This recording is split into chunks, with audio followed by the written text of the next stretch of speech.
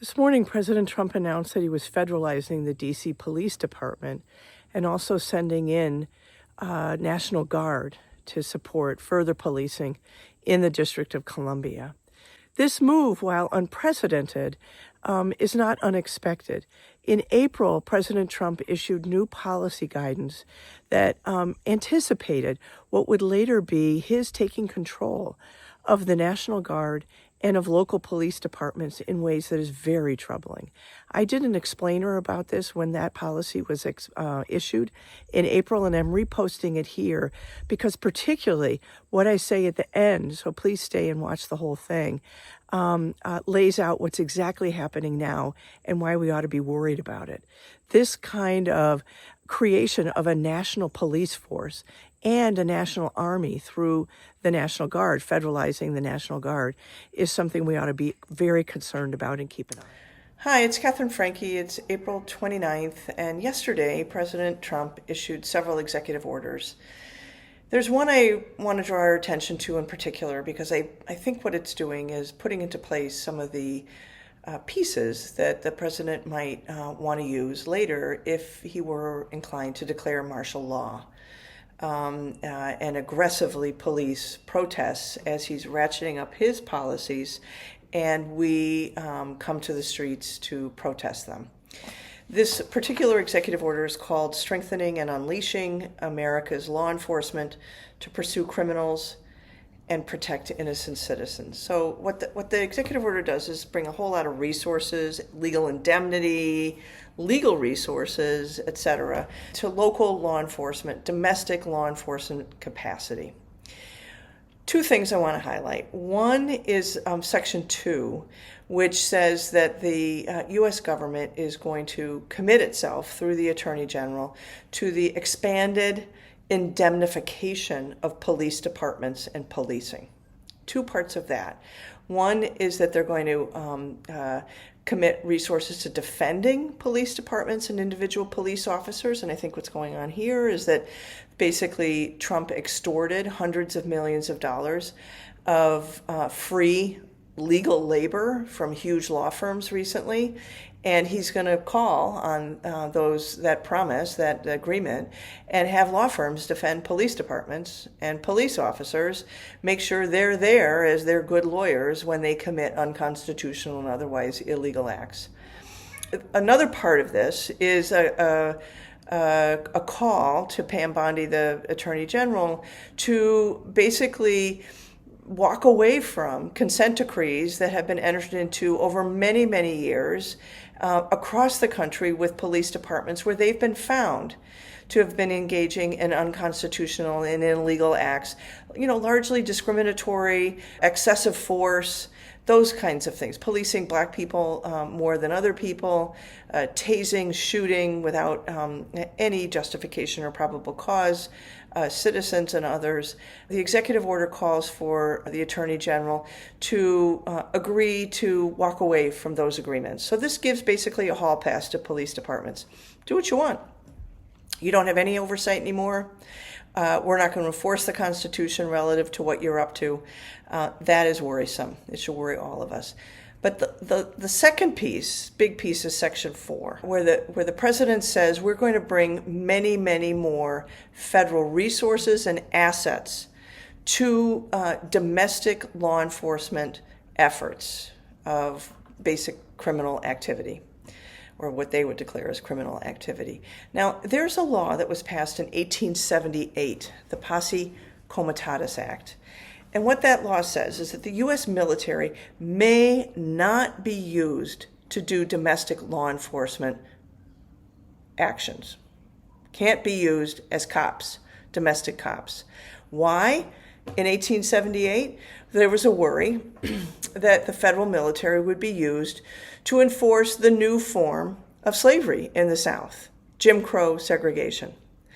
And the Congress wanted to be sure that the federal military, the Army, the Navy, the Marines, the force, would not be used to enforce Jim Crow segregation. And there are a few exceptions to the Posse Comitatus Act, but the executive order issued yesterday does not reference any of them. It merely says that federal assets, military assets, that are available through the Department of Defense should be brought to bear to do domestic law enforcement activities. This just completely and facially violates the Posse Comitatus Act. So there's two things that we ought to worry about going forward after this executive order. One is that the U.S. military may be appearing on our streets in response to protests or the enforcement of or misenforcement of immigration laws in ways that violate the 1878 Posse Comitatus Act. The second is that the Trump administration may start mobilizing the National Guard. And now the National Guard is a body of military officers, all of which are within each state reportable to the governor of that state, not to the President of the United States as the commander-in-chief, but the governor is the commander-in-chief, if you will, of National Guards. And those National Guards normally cannot be mobilized without the consent and the involvement of the governor, or in this case of the District of Columbia, the mayor. Now, we saw in 2020 that Trump mobilized or federalized, if you will, the National Guard in the District of Columbia over the objections of the mayor of the District of Columbia because of the unique legal identity of the District of Columbia, which basically is a subsidiary of the national federal government. And those National Guard troops in D.C. were used to quell Black Lives Matter protests protesting the murder of George Floyd. But what Trump also did at that time is go to sympathetic governors across the country, governors that were in political alignment with him, and there were 11 of them, to say, send your National Guard troops as well. Now, that is very out of order. But what they did is a kind of workaround of the way that the National Guard normally works, is that those troops from states that were red states, that were Trump states or MAGA states, is that those troops reported to the DC National Guard chain of command, which ultimately ended with President Trump because of the unique status of the District of Columbia. So we need to worry that this will expand.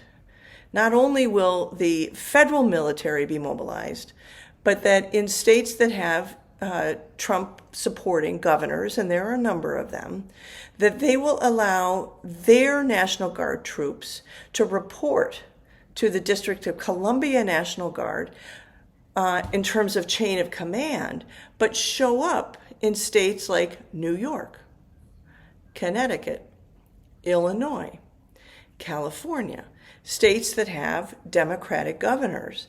And part of the concern here is that through this workaround, the Trump administration will use those Democratic governors as fig leaves, or basically move them aside by having collaborating governors in Republican states who are allowing their troops to be nationalized, not just in the District of Columbia, but in other states in the Union. We'll see if that happens, but it is a possibility given how these people are thinking creatively, and they're building on what they learned, lessons learned from the last administration. So if you are concerned about this, of having the National Guard troops from another hostile state, if you might say, show up in your state if you live in California or New York or Illinois or Minnesota, or, like the list goes on, mobilize your governor, your attorney general, your legislature to say, we will not consent to having National Guard troops from another state show up in our state to quell protests. We need to get ahead of this. And part of doing that is legal, but a lot of doing it is political. We need to call it out before it happens, and call out its unconstitutionality before it happens, and get your powerful elected officials to back you up.